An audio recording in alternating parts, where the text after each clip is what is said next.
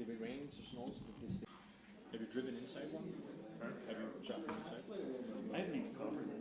Since NASCAR's been in town, so I've done it. Shot okay with it. I guess I have to be careful with this. Use the footage from last year. Use the footage from last year. Yeah. What was it, 2 years ago that Fort Rich? Was that 2 years ago? 2 years ago that the rain fell for NASCAR? Yeah. A buddy of mine, his daughter, bought tickets to go with them from the beaches.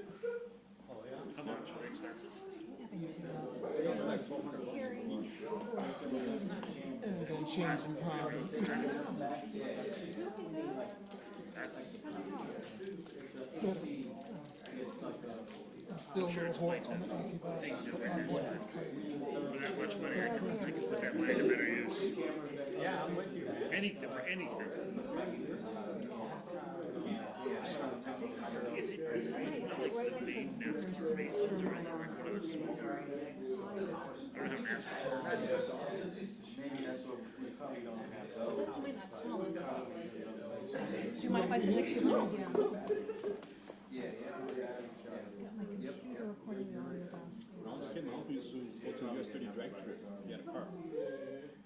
Well, It took a while. I don't. No, he had some Chevy Bel Air with the fishtail, the fins, and the cakes in the back. Well, With it was white with red metallic. See, Joe Lopez, Then he had a red what spade more could they do that came up. considering the supremacy You watch the races and you get bored. and the immigration enforcement is a naturalization federal function?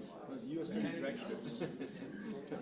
And by interfering with or obstructing. You're out on the hike, racing into the sunset.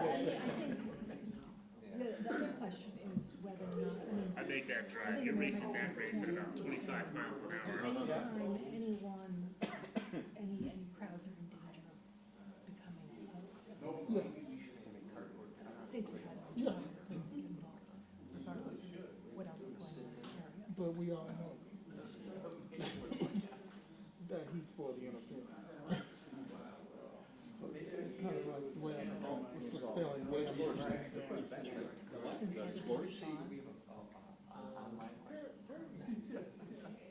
Since Sagittarius on, this is, The one that has.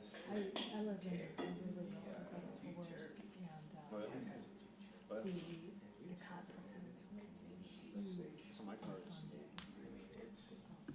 it's a four-cylinder. For the parade, For post parade. post Well, I mean, post parade is the part that goes over into my, and so I think Because there's, yours got pretty quick, right? just have a whole bunch of cops there and then it ruins the party. So we're just like, but you gotta have crowd control. yeah. Yeah, I mean, hopefully, I think they hope that it doesn't even count as a point of crowd control. It's like, what, you invited grandpa to the party? This is what this is. And then with some of these So I changed MAGA the oil, and then I was on the way to work, and I was in Right, yeah. for lack of a better I word, saw the hood do this, yeah. so I wanted to make sure if it was closed. I pulled over, and it was closed. I got in the car, and I looked in the mirror, and I gunned it. Hit 90 really quick. Well, that's why I I should have had have it in the sports my mode. other recording device, on my Dude, other recording device. the Explorers I mean, that we I have, can always just roll it in from does it have like the, the it's hard to find the terrain shift? Yeah. Like I usually drive an Eco because I'm sitting in traffic most of the time. But like out by my house where it opens up, like you turn it on to sport mode and that thing, it's pretty good pickup in that thing. Well, it's pretty quick and then like the steering wheel gets real tight That's what mine does. and it like really like tightens up like noticeably. Like I've hit, I've hit 100 with my eyes closed. Really, Then if your eyes were closed, how'd you know you hit 100? well, I was guessing. Based on the fact that I had my sunglasses on, I looked like a cop, how quickly people were getting out of the way, that's about how fast I was going. No, we got the, we had. Oh, really? Sorry, we're running late. We're used to it. So Did I get a warning? I said warnings.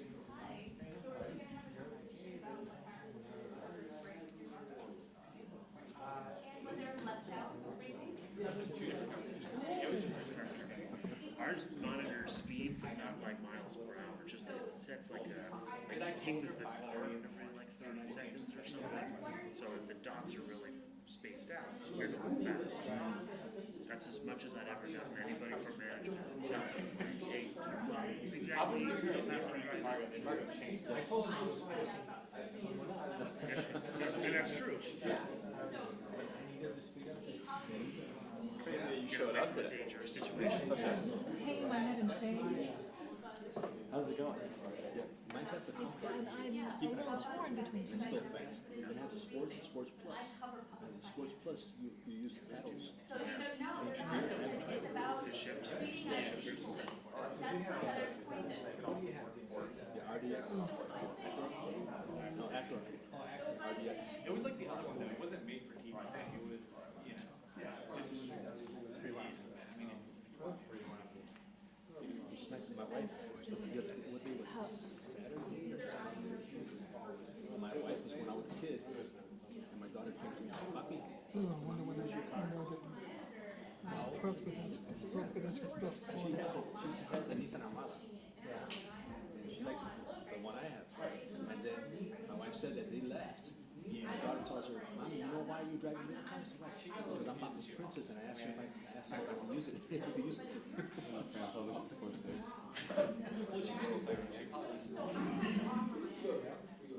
Oh, I was working on the beach. I mean, you can tell that I came back again, like red, because, you know, the sun. My wife was telling Jessica, man, you was working on the beach, you came back when I was red as a tomato. Immediately I heard it, my papa's not a tomato, my papa's a papi. Yeah, I was gonna say, you trained him right. yeah. You can't talk, my wife said, you can't talk nothing bad about me. She'll stand up for you real quick. I'm saying it's my fault. Right. Yeah. She got that Mexican in her. Be careful. She's Mexican. Oh, there you go. The Puerto Rican side comes out really quick. I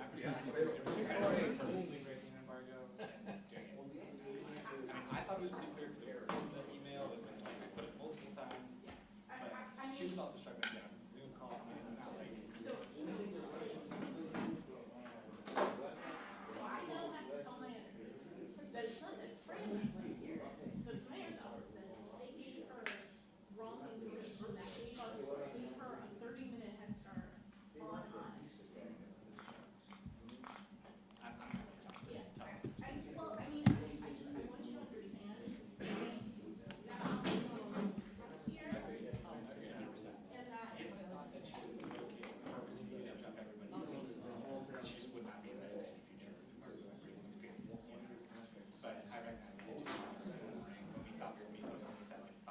Still adjusting.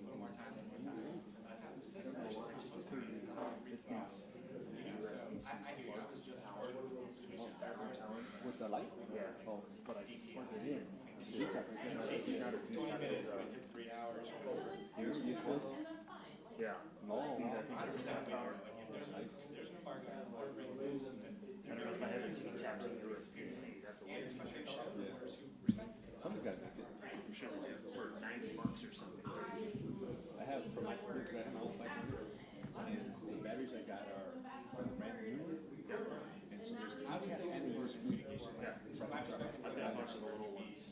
me telling a reporter, hey, Even the new ones, these new ones on batteries. just jump the other reporters. So, The T-Tap. Okay. but that's what it looks like to my editors. That's up. So I had, look, no. We only have, take out 4, and then 2 for the light meter. How many cards are on there? Just the two? I think the cards are on. That's my. Our little one has two. It doesn't work. This one's been working good. This is the second one, the first one, we gotta send it back. Squeeze it up.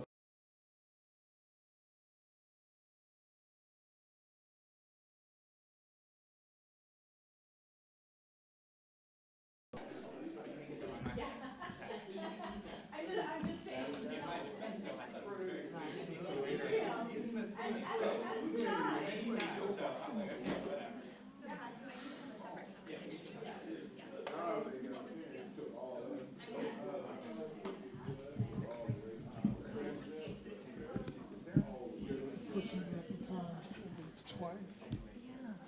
Originally, it was supposed to be 10, then 10:30. I think 10 would have been really damaging in terms of this other one. Although we've got a lot of stuff on this hearing too, that's gonna go.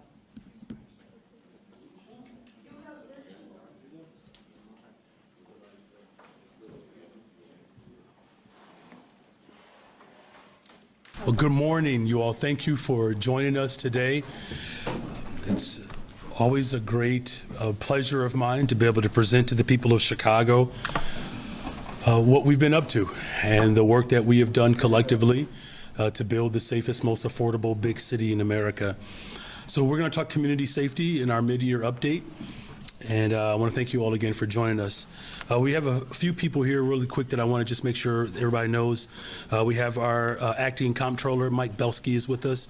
My chief of staff, Christina Pasion Zayas, and then our deputy mayor for community safety, Gary Gatewood. As we reach the mid-year point, we wanted to give you all an update on the progress that we are making and building on, again, the safest, most affordable big city in America. Some of you may have seen this article that was printed in the Tribe. It exposed the groups that are sending out misinformation about crime, and they're sending this misinformation out to Chicagoans. The Urban Center PAC has been sending these messages to confuse Chicagoans, particularly in the 12th, 26th, 30th, 33rd, and 35th wards. The texts claim that violence is rising in Chicago. However, when the organization was pressed on this, they agreed that the quote more is accurate, that crime is actually down in Chicago. In the 26th ward, where some of these text messages were sent, the article actually reports that there's been only one homicide in the 26th ward over these first 6 months. As I've said repeatedly, one homicide or one shooting is one too many. However, this is substantial progress, and we need to make sure that Chicagoans understand the reality of crime and violence in their neighborhoods. The PAC is a separate from this dark money PAC that the Tribune reported on in May, but they've raised $10 million to confuse Chicagoans even more about our progressive agenda as we work to bring down crime and increase affordability in the city of Chicago. This is also separate from another PAC that was reported in the Sun-Times last year, which formed a so-called vision to raise millions of dollars to oppose my agenda, my progressive agenda that's drawing and driving crime down, and my progressive agenda that's building more affordability. The purpose of this PAC, in part, is to support really a more conservative mayoral candidate in the future. Even though we are, still several years away from the election season, this is what this PAC is up to. And as you can see, there are millions and millions of dollars being spent to spread lies and misinformation about the work that we are doing. But let's talk about the reality. The reality is that the Chicago Tribune reported this weekend that violent crime is down to levels not seen in at least a decade in our city. This is a very direct quote. The steepest statistical drop in recent memory, with fewer than 200 homicides in the first 6 months of a calendar year for the first time in more than a decade. So year to date, let's look at the numbers again. Homicides are down 32%. Shootings are down almost 40%. Robberies are down by over 33%. I don't know if we have the numbers up there, but shooting victims are down. I believe that number is 40%. But let's talk about the why. That's what's most important here. We can identify a few key reasons why we've seen this decline under my leadership. Our police department has done an effective job at deploying resources effectively. solving and clearing more cases, and rebuilding trust with residents through constitutional policing. When I first took office, we looked at the 35 most violent beats in the city, where violent crime was pervasive, where disinvestments have been the prevailing form of governance. My theory of the case was pretty simple. If we can drive violence down in the most violent neighborhoods in the city of Chicago, we can take that effort citywide. And that work has been moved citywide. Our police department continues to do its job, and particularly, again, our detectives division, which I promised to hire 200 more detectives, as well as revamp the detective division to ensure that we are using more modern technology and better efforts to be able to solve violent crimes in the city of Chicago. And we're going to take that same effort to begin to solve the shootings. It's not just about solving homicides. It's about solving every single violent act in this city, because we see that as a deterrent. But something else that we're very proud of is our CVI, Community Violence Intervention.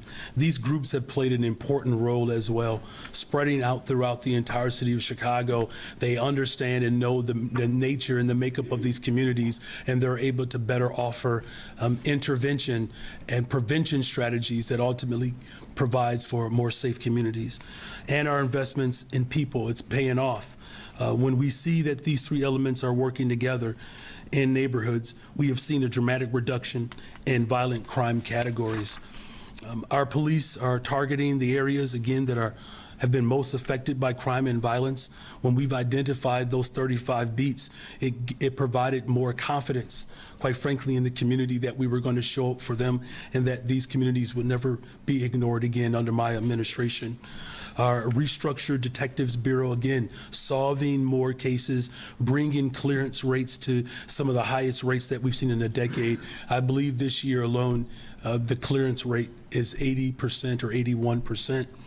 And so have we seen the largest jump in the consent decree compliance as well since the monitor was put in place in 2019, which is proof positive that our efforts to ensure constitutional policing are effective.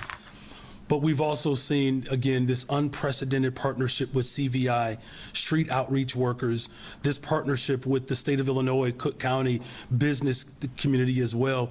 We're bringing people together and resources together to drive violence down in the city of Chicago. And these are the people who are on the ground that are actively de-escalating conflicts before someone gets shot or killed. And we've expanded the partnership, again, between the Chicago Police Department and CVI. These groups are almost in every single police district, so that they both have an understanding of the role that each of them play to keep our communities safe. But as I've maintained from the very beginning, it's never going to just simply be policing alone. That is a failed strategy. That gets us to where we need to go. Our investments in youth employment and programs, mental health resources, our targeted efforts to deploy city services through block activations, and hiring fairs, which brings and provides jobs and job opportunities to areas impacted by high unemployment and underemployment. These are critical investments that we have to make around policing and CVI. It is the layered, holistic approach that will get us there. Now, finally here, I set a goal last year to get us under 500. That's the goal that I set. But I didn't just set that goal without real substance behind the work that each of us are doing every single day. Every day I roll up my sleeves and I'm meeting constantly with the superintendent, making sure that we're meeting with the leadership of the police department to really understand how our investments and how our strategic approach is delivering on a promise. But this is just the beginning. There are no magic solutions to this work. It's just hard work. That's what my father would always tell me. Never be afraid to do a little bit of work. Never be intimidated by hard work. And so the block groups, the neighborhood associations, employers, community organizations, mental health professionals, police officers, first responders, and everyone in between, we're all working hard to make our city a much safer place. So my message to the people who are spending tens of millions of dollars to confuse, to distort, to lie, and not just oppose my agenda, but to oppose the desires and aspirations of working people. You're better off spending your dollars to help support driving violence down in the city of Chicago than using those dollars to lie. We need investments in CVI. We need more youth employment. We need resources for public safety. If we're going to continue to drive crime down in Chicago, it's going to take all of us. And so those individuals that are forming PACs, that are looking for a conservative to lead this city, you don't have to do that. Spend and use your resources to continue to drive violence down in the city of Chicago so that we all can be proud that we are building the safest, most affordable big city in America. Thank you all very much. And with that, we'll take questions. Yep. You know, there's one other note here. I'm sorry. There's one other note that I do want to make. It's important as we talk about the safest, most affordable big city in America. And there's just something that I think it's good to know here, that it's not enough to build the safest city. We also have to build the most affordable one. And I say that all the time. So we're encouraged by a report that came out by Zillow that shows that only in Chicago is the median income more than enough to afford a typical home. The only place in America right now where the median income is enough to be able to afford a home is in the city of Chicago. We have a significant edge on housing affordability. Certainly, we're not saying that this is enough. Of course it's not. We need to go much further so that every Chicagoan can afford to stay and raise their family in the city of Chicago. And we want many more families that have left to come back to our city. In fact, that's how we expand our tax base and solve our structural challenges. You'll see on this slide that this chart shows that in New York, you would need a $100,000 raise to afford a typical mortgage payment. In Los Angeles, you would need a raise by $150,000 to afford a home. In Chicago, a median income can still buy you a typical home in this city. We need to build on that so that we don't become like the other peer cities where it becomes almost impossible for working people to afford Chicago. So again, thank you all again for being here. And with that, we're open to questions.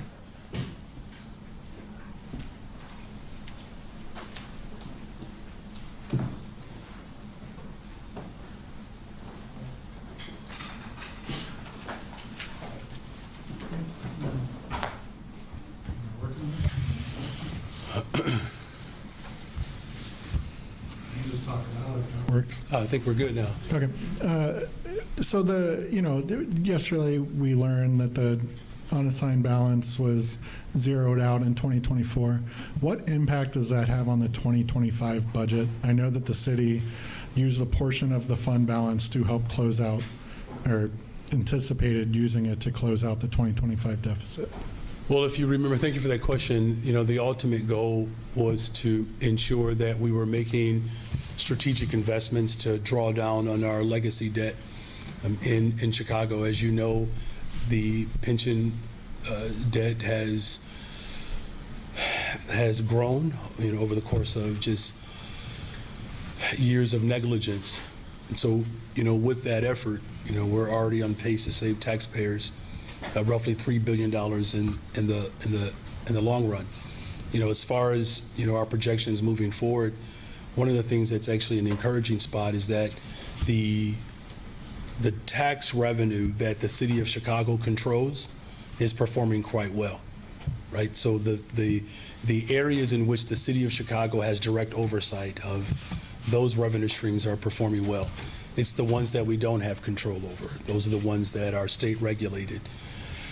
And so as we look to build on next year's budget, of course, there are, efforts that we're going to all lean into, finding more ways in which we can be productive.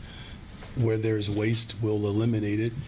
But we do know that we have to grow our economy. And one of the ways in which we do that, of course, is through progressive revenue. That's the ultimate goal, is to make sure that we're not cutting services that people rely upon, particularly at a time in which you can clearly see the investments that I've made are working. We are safer. Our city is more affordable. That's the message that I want to make sure gets across. But to my question, maybe the acting comptroller can answer, what impact on the 2025 budget is closing out 2024? You know, or again, lowering no, that fund balance? listen, I appreciate that, but again, you know, what I've said repeatedly is that everything that we need to do to move forward, there's an entire effort that we are putting forward. You know, look, if we would have just been able to get the PPRT from the state of Illinois that we've enjoyed over the course of years, if we'd have just gotten our fair share from state of Illinois, we wouldn't be in this predicament. So, look, there's no secret here that we're going to have to roll up our sleeves. I'm doing that to ensure that our budgets moving forward reflect the values that the people of Chicago elected me to carry out, and that's to build the safest, most affordable big city in America. I mean, but I'm asking a really kind of basic question. Does the city not know? Do you not think people should get this answer? Why can't we answer this question? It's not that. I didn't realize that my question and my response was that complicated to your basic question. I mean, I think. Go ahead. Yeah, so, you know, there's a little bit of confusion about fund balance. So the Accounting Standards Board that specifies how things can be reported, there's a waterfall, right? So there's non-spendable fund balance, which are things like inventories. You can't convert that to cash. There's restricted fund balance, which are things like contracts or grantors. And then there's committed, and that's the city council makes a commitment. And then there's assigned and unassigned. So we ended up with a positive assigned fund balance. And out of that fund balance, we pay the pension payment. We made a dedicated effort to make that prepayment, which is going to save $3 billion. But in addition to that, in that assigned is the $50 million rainy day fund, all right? So that's a backward-looking document. Then the question is, when you're given those results, what do you do looking forward, right? So the mayor appointed, through executive order, a group of business people to scour the city and look for improved processes and savings. We did a contract relief initiative where people are willing to take a lower pay. That's generated about $19 million. And we're actually 4% under budget for the operating budget. So the thing is you do things going forward to try to build that fund balance up. Unassigned is just the residual. It's like after assigned, it's a residual. So keep in mind that the assigned fund balance is something that management has discretion over to do things, and that's still intact. And it's really at the same level that it's been at for several years, notwithstanding the infusion of COVID money. And, you know, we made commitments to spend that money on community revival efforts, economic development efforts. And, you know, if you look at our revenue sources that were up last year, they're all economically sensitive. And I think it's a good barometer of the economic health of the city. You know, we had retail sales taxes were up. Entertainment taxes were up. Investment earnings were up. So I think this mayor has done an excellent job. You know, I was a rating analyst, looked at a lot of big cities, in not sitting on his hands when you get those sort of results. I appreciate all that, but do we have an answer? Thank you. Let's move on to the next question. We both offered as thorough as we possibly can, and obviously that was not to your satisfaction, but those are our answers, Justin, okay? Why or why not do you expect NASCAR to come back next year? Well, first of all, we're just hoping that this year there's good weather. It looks like Saturday we're going to be okay. Sunday is a little iffy, maybe a little cloudy. They're going to have conversations. We're going to have internal conversations. What I can say, though, is, you know, as what I was trying to offer up is that there is real hope in our economy right now. City of Chicago is the #1 destination for the 4th of July. We're really in the world, by the way. And what we've seen just in our airports, particularly O'Hare, where we have broken records in terms of just the number of people who are coming through. We are poised to become the busiest space in the country. So there's all good reasons of why people want to bring large events to the city of Chicago, particularly sporting events. We have the Premier League at the end of the month, I believe. It's going to be a great doubleheader. So we're going to continue to have conversations. You all know me. I will sit and meet with anyone, and you know we'll have those conversations and make a decision. And you want it to come back? Well, look, again, it's about having conversations to make sure that we're getting the most out of this experience. Where are you in the process of selecting a new CHA CEO? How many candidates are you considering right now? Well, as you know, CHA is an important part of how we deliver on becoming the safest, most affordable big city in America. I'm looking for someone who has real lived experience, someone who understands the value of public housing. It's something that's important to me and my administration. The number of candidates that have come before me, all of them have had, strong backgrounds.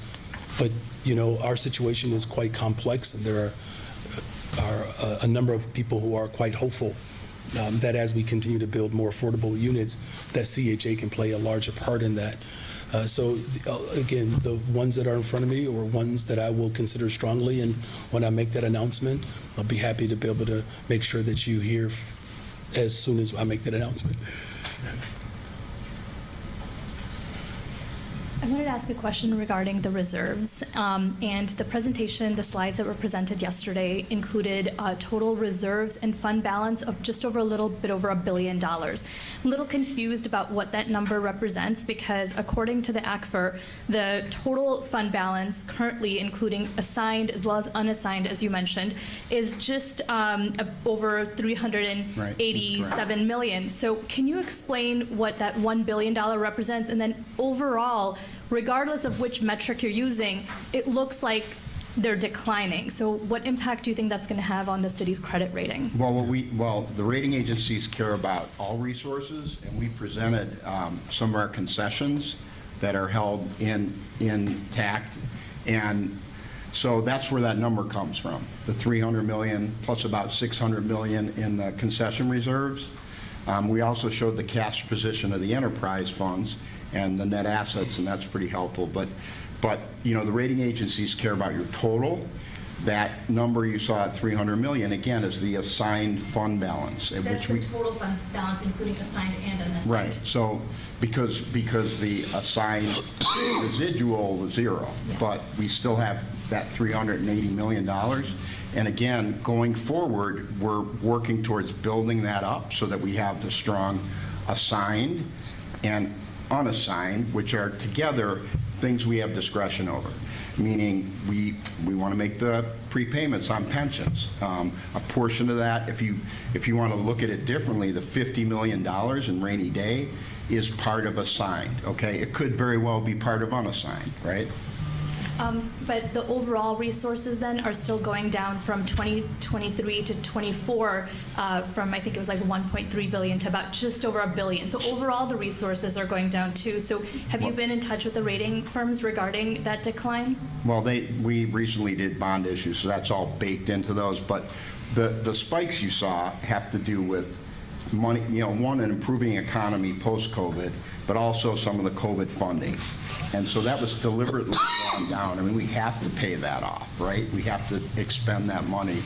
So it's a little bit artificial. If you go back 2 years, you'll see it's always been around $300 million. Without infusion of money from outside parties, that would still be about $300 million. I would say the assigned fund balance, unassigned, which was 277 the year before, you can look at the numbers of CPS, non-payment, and the PPRT. We would have been in unassigned to the good. So pension payment and PPRT that drew that unassigned all the way down to zero. Yeah. Right. Thank you. Hello, Mayor. Hey. So you went from 2 Craigs 2 weeks ago to no Craigs last week, and you're down to the only Craig left here.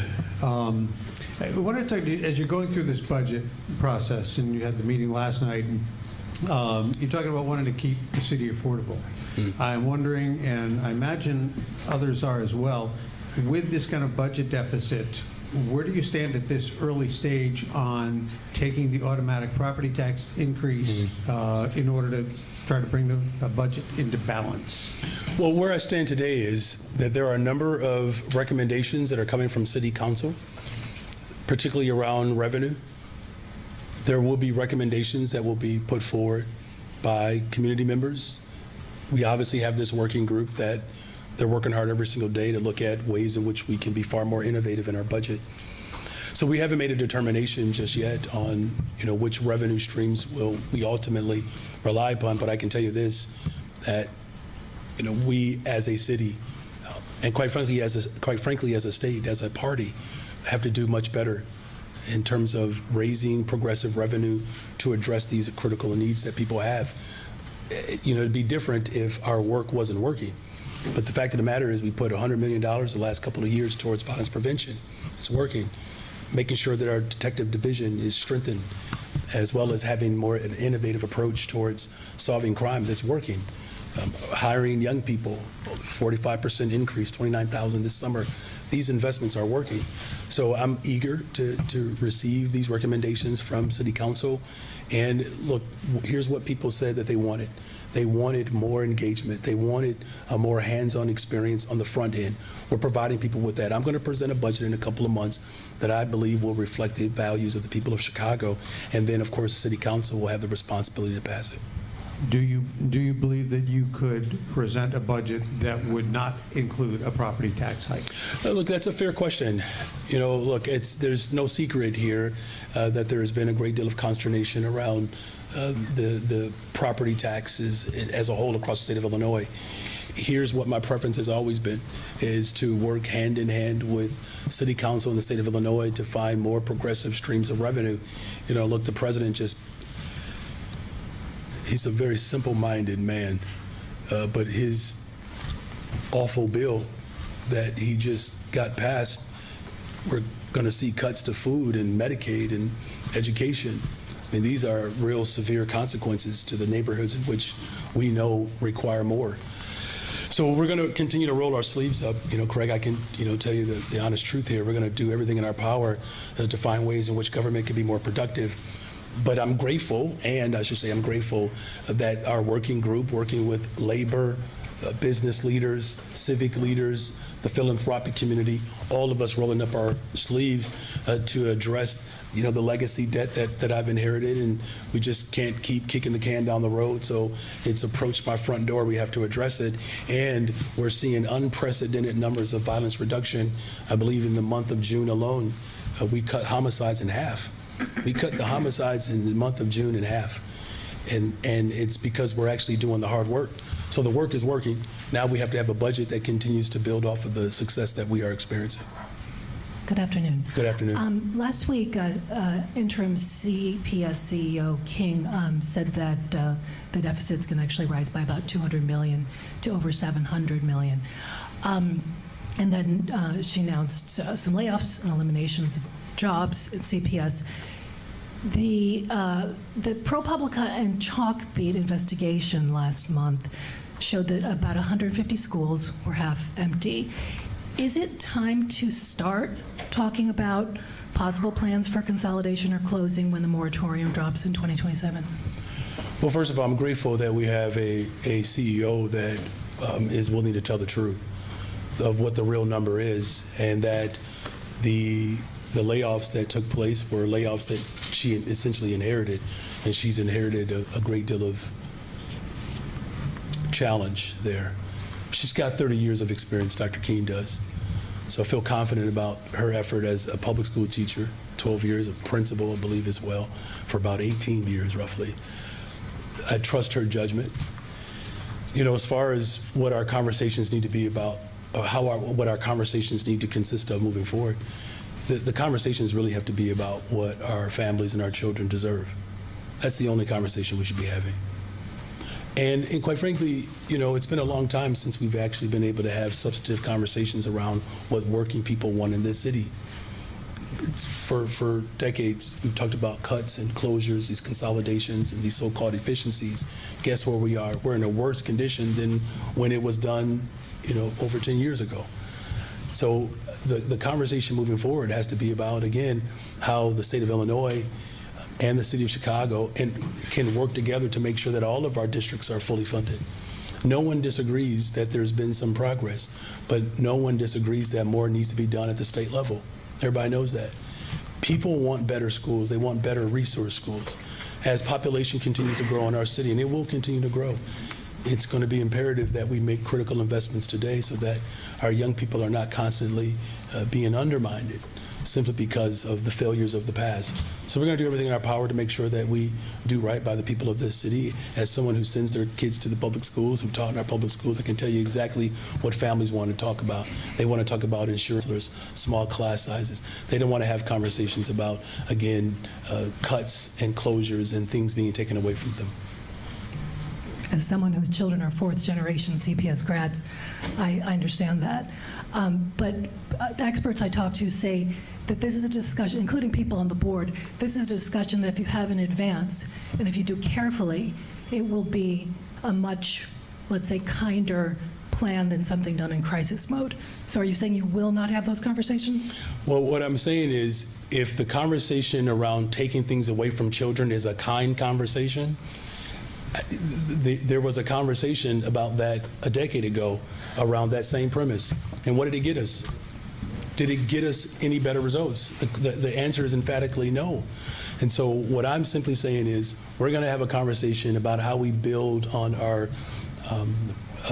school district. That's the most important conversation. And I can tell you about generations, particularly of black folks who have been stuffed in Willis wagons, where black educators have been fired, where there's been a direct undermining of even black history that's coming from the President of the United States of America. So there's a long history in the city of Chicago where black families in particular have been ignored. Let's not do that anymore. I think that's just an appropriate way to move forward. Let's have a conversation about what people need. Let's do that. And I think as we have conversations about what people need, then we can find a pathway to ensure that our district is showing up for working people. Thanks, Thank you Monica. for those questions. Thanks, Monica. The answer's no. Yep, we'll go to Mark. Thanks. If it's not, just let me know. Okay, the last press availability, you said that you wanted to create safe spaces that were welcoming for these barbarian, that's the only word I can come up with, kids that are teen and older that are perpetrating these teen trend takeovers. Well, the day after you vetoed the SNAP curfew, there was a resurgence of a teen trend action in Maple Park subdivision of West Pullman. And without going into all the gory details, some of the gory highlights included pellet guns mixed with water guns, and I believe she was 7 or 8-year-old girl being missing for 2 hours because she was hiding in her mother's car because she was so traumatized by that. So the neighbors, and then I'm getting to the question. We got to get to the question. Give me a chance. So the neighbors in that community want to know what you are going to do as far as creating safe spaces for them and their children in their community. Yeah, thank you for that question, Mark. It's important. Look, we're working hard. I'm going to pass it over to our deputy mayor. Oh, he had to leave to the hearing, sorry. But we are working hard to prevent these large gatherings from taking place. As we've said repeatedly, that in many instances of these large gatherings, the vast majority of the arrests have been adults. So, the characterization of large gatherings automatically meaning teens, I just want to level set that we're not speaking something that is not entirely accurate. As far as creating more safe spaces, absolutely. We have a number of them that are being organized for the month of July and really throughout the year. My advisory council, youth advisory council, they're taking the lead on that. Now look, do we need more spaces? Absolutely. Mark, I'll be the first to tell you that. That's why this conversation around the budget, even around Chicago Public Schools, is so critical. Right? Because everyone wants to have a conversation about what we take away from people. I'm saying let's have a conversation about what we can actually add, particularly add value. That's the responsible thing to do. Now look, we're all adults in this room. At some point, I've proven for the last couple of years I can make difficult decisions. I'm just saying that the way decisions were made prior to me arriving have always been about reduction and eliminating, and that has proven to be wrong. Now look, if you look after what we've done for the first 2 years in office, there's a reason why violence is going down in the city of Chicago, is because we're doing the things that work. I promised a safe, affordable city. There's a lot more work to be done, but that includes creating more spaces in neighborhoods where people can go and hang out and feel safe. And that's going to require some investments, and we're looking forward to the budgetary process that will help speak to those desires to encourage and increase more safe, activated spaces. Well, before I get to the next question, that investment in that community is going to require the expansion of that field house, which they've been trying to get expanded for 59 years. I heard loud and clear. All right, next question, loud and clear. That's good advocacy. I hear you. I'm just telling you. I'm just You've telling and you've been because the and I've neighbors been. are like, if you don't create a safe space for us in that neighborhood, we're going to use something to create an unsafe space for the Gotcha. people and dissuade them. Understood. So next question. So the feedback on the Reparations Commission or committee or whatever is that it doesn't really address the needs of FBAs and only for FBAs. It comes off as more of trickle-down voodoo economics 2.0. So what is your plan, or do you even have a plan to address specifically descendants, creating wealth for descendants of chattel slaves Well, who this came this. in between 1619 and the 13th Amendment? Well, this is the plan, right? The first thing that we had to do was to make sure that we put dollars behind the institution of reparations. No other mayor has ever done that. But here, just keep this, Directly into their pockets. Mark. If you're going to ask the question, give me an opportunity to answer it. Okay? So the first thing that we had to do was to make sure that we have a collective task force. It is not the responsibility of one individual to determine how we respond to decades of oppression. Those are dictators. I'm saying that we are giving the community control to be able to help direct how government should show up. This is not Mayor Brandon Johnson telling people how we have to spend money to address historic disinvestment. That would be wrong, and I'm not going to do that. And so this task force, which actually has resources behind it, that's one element. The $1.25 billion bond investment that is going to repair the south and west sides of the city of Chicago as we create owner-occupied generational wealth building occupancy of the spaces that have been neglected. It's also about making sure that we're investing in our young people. It's also about making sure that we're creating more opportunities for mental health and behavioral health services. It's about jobs as well. But this is the first step in terms of this task force. Now, what I will say is that we've already put $4 million, an additional $4 million down towards wealth building and making sure that community organizations control those dollars. Now, look, if you expect me, after 400 years of disinvestment in this country of black folks, to be able to turn that around in 2 years, you know good and well that no one individual can turn that historical disinvestment around in 2 years. But what I can tell you is I'm the first mayor to actually put forth real money towards it. Nobody else can speak to that.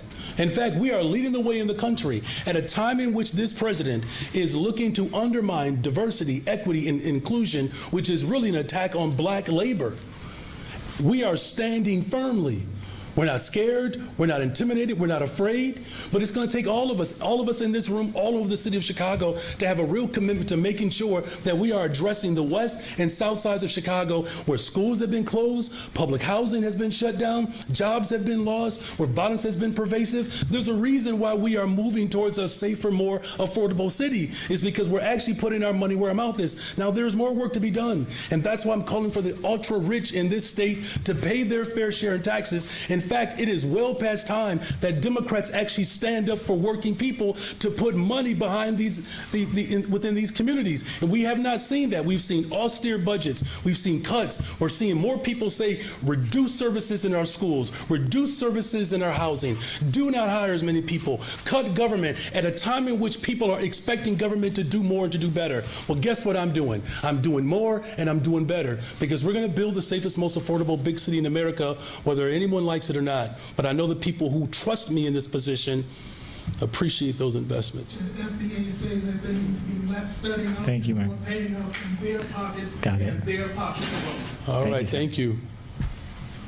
Mr. Mayor, the governor has selected his running mate, Christian Mitchell. Any thoughts about him, his Chicago ties? Are you hopeful that maybe he'll be able to help you in Springfield, making the argument for more funding for the city? Well, we're certainly going to, well, first of all, you know, that's the decision of the governor, and that's his prerogative. I mean, obviously, as mayor of the city of Chicago, you know, I'm focused on, you know, what I have to do as far as, you know, the role that everyone has to play to ensure that Springfield is showing up for Chicagoans.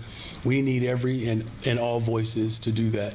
And, you know, it's one of those, we're in one of those historic moments where all over the country where there are real bona fide legitimate threats that are coming from the federal government, where we control the House of Representatives, we control the state Senate, we have the governor's mansion, we have Cook County, the city of Chicago. There really are no excuses, quite frankly, for us as leaders in the city and throughout the state of Illinois. And I'm hopeful, right, as you know, clearly a generation of leaders are rising up all over the country that speak directly to the needs of working people. So I'm always going to remain optimistic about our opportunities in Springfield to ensure that we are making good on our promise to build the safest, most affordable big city in America. If I can just ask one more question. Sure, of course. The Trump Tower Chicago has agreed to comply with the Clean Water Act and to pay a record $4.8 million settlement for years of environmental violations. Your thoughts on that? Well, you know, first of all, let me just say, you know, my work to ensure that we have environmental justice is something that is a major priority of mine. We reinstituted the Department of the Environment, and it's being led by a remarkable individual, Angela Tovar. Our Department of Law, Mary Richardson Lara, they've been working hard to hold all people accountable. So, you know, look, the judgment is one thing, but I just want to make sure that I'm absolutely clear. This is really about long-term sustainability, and we have to have corporate leaders around the city of Chicago committed to ensuring that long-term sustainability for our environment is not just in place, but it's sustained. So thank you for that question. Mayor Johnson, your name has become a cautionary tale and a punchline nationally. People are saying that if Zohran Mamdani is elected mayor of New York, that New York will become like Johnson's Chicago. Which is one of the safest, most affordable big cities in America? Well, that's not a bad thing. And just for the record, get this message to Zohran. Okay. If he's a Mets fan, the Cubbies are coming for him. All right? All right. Well, unfortunately, you don't know if he's a Mets fan or not. I really don't care if he's a Mets fan or not. What I care about is the fact that Chicago has a $1 billion budget gap, migrant-driven budget gap. That your policy, your plan to have a government-run grocery store has collapsed, and you're at a 6% approval rating currently.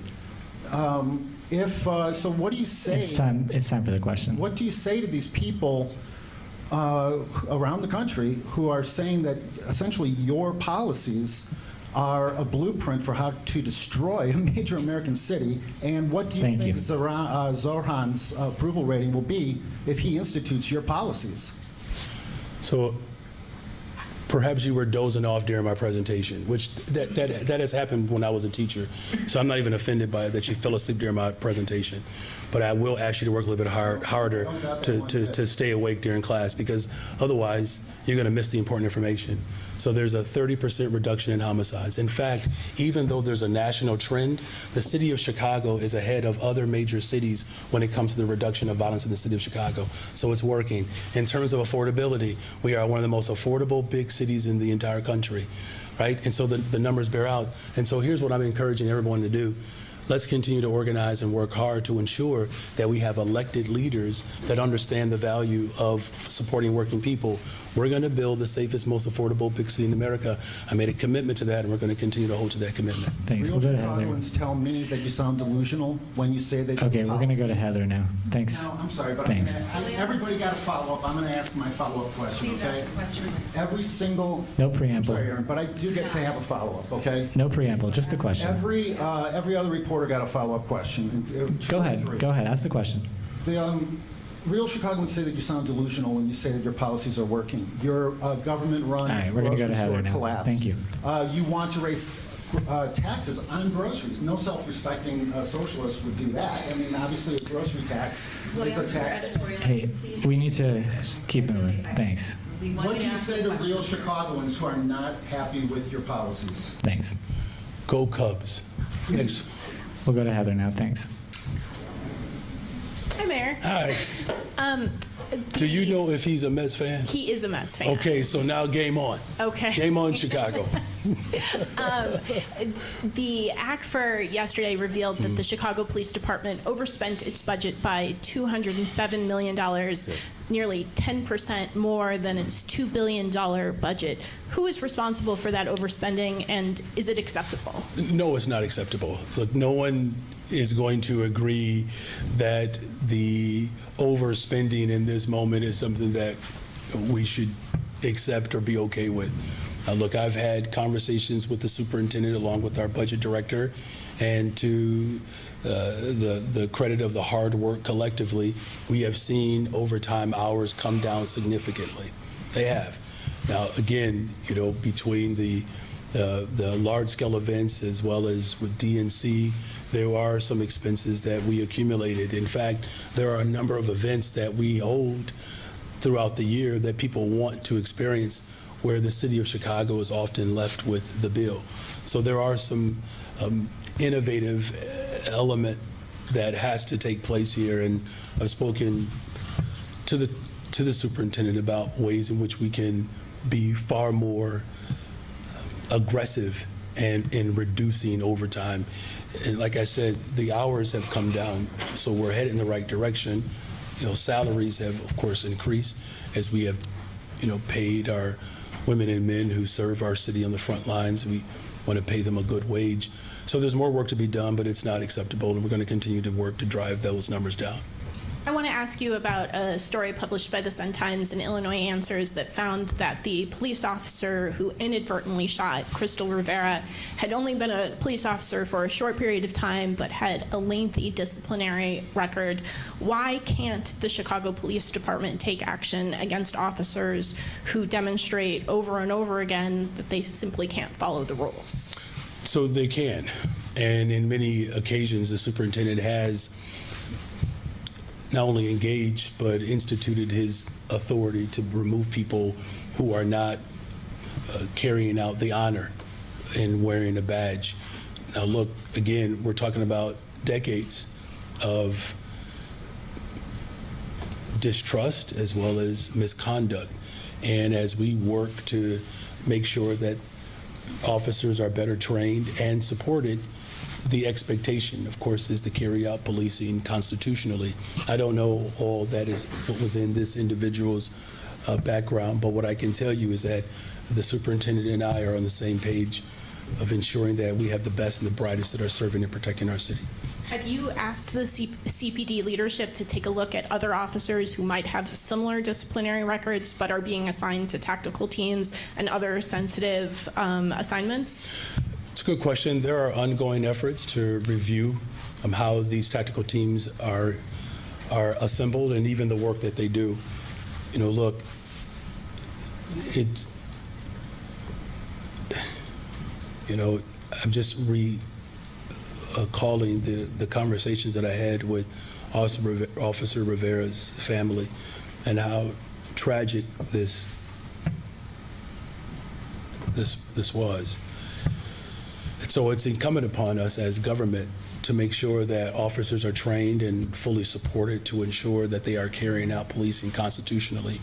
It's an ongoing effort, and look, I'm not going to sit here and act like this is not a challenge. I've inherited quite a bit, and I'm up for the challenge, don't get me wrong, and working to course correct the failures that have been in play for too long in this city. It's why I get up every single day. It's actually my motivation. Maybe it's just birth order.